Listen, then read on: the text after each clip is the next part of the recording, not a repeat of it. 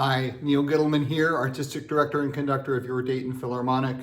Day one of stay at home here in Ohio for all of us who are non-essential. Now, I understand honestly what the governor means by non-essential, but as a musician, it seems kind of crazy to think that music is non-essential, and I think you probably agree with me that it really is essential.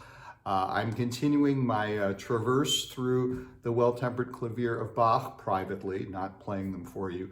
But I did think because Bach is such a consolation musically for me these days, I've actually branched out my Bach diet, adding, in addition to playing a prelude or fugue every day, playing at least one of his chorales. Bach wrote literally hundreds of chorales. They're basically church hymns.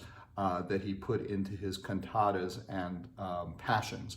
That one comes from the St. John Passion, and I thought I could use it as an example to show you what these things are about and also give you a feeling for just what an amazing and special composer Bach is, even if he's just, in quotes, writing a hymn tune.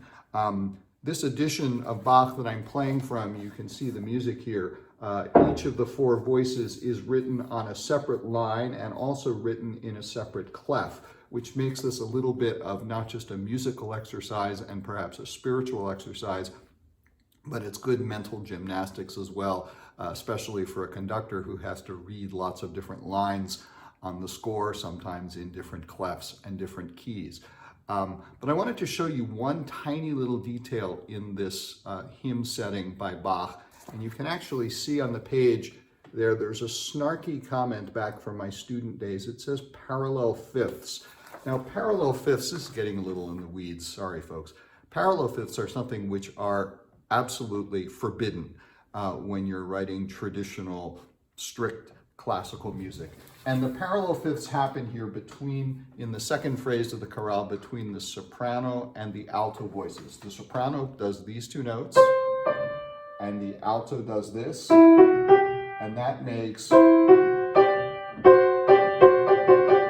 the illegal parallel fifth that I was highlighting. It's like, hey Bach, what are you doing? I can't write parallel fifths in my harmony exercises. Why can you write them? Well, there's a good reason why Bach wrote them, and it has to do with the words.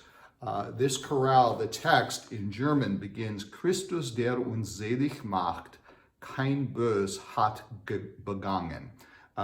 Christ who brings us joy has done nothing wrong.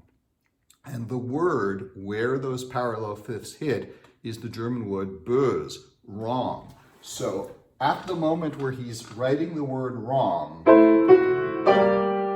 he does something wrong in the music.